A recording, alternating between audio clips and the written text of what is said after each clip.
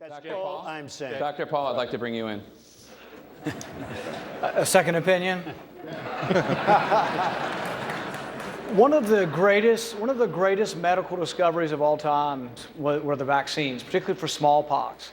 And if you want to read a story, it's called The Speckled Monster. It's an amazing story. It was all done voluntarily, but people came in by the droves. George Washington wouldn't let his wife visit until she got vaccinated. So I'm all for vaccines, but I'm also for freedom. I'm also a little concerned about how they're bunched up. My kids had all of their vaccines, and even if the science doesn't say bunching them up's a problem, I ought to have the right to spread my vaccines out a little bit at the very least. All right, thank you so much. Coming up, welcome back to CNN's Republican presidential debate at the Reagan Library in Simi Valley, California. We have a few last questions for you, two of them a little lighthearted, the other one more serious. We'll start with one of the more light questions. Senator Paul, I'm going to start with you, and we're just going to go down the line. Earlier this year, the Treasury Department announced that a woman will appear on the $10 bill. What woman would you like to see on the $10 bill? Ooh, that's a tough one. You know, I'm big on that we were, and I loved what Carly said about women's suffrage. I think Susan B. Anthony might be a good choice. Governor Huckabee. That's an easy one. Here's the next lighthearted question. You all know that the United States Secret Service uses code names for the president and his family. Ronald Reagan's code name, for example, was Rawhide, an homage to his performances in Westerns. Nancy Reagan's was Rainbow.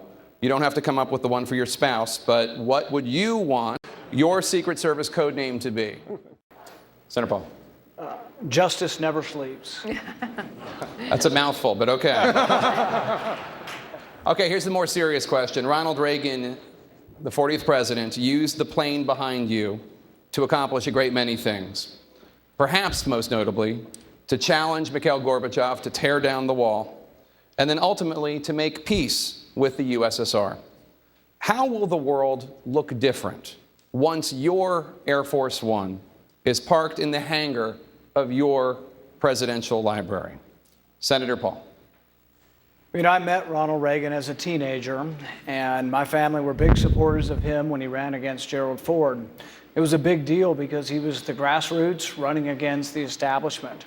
And I'll never forget that, and how we stood up and said, you know what, this is something new that our country needs and our party needs.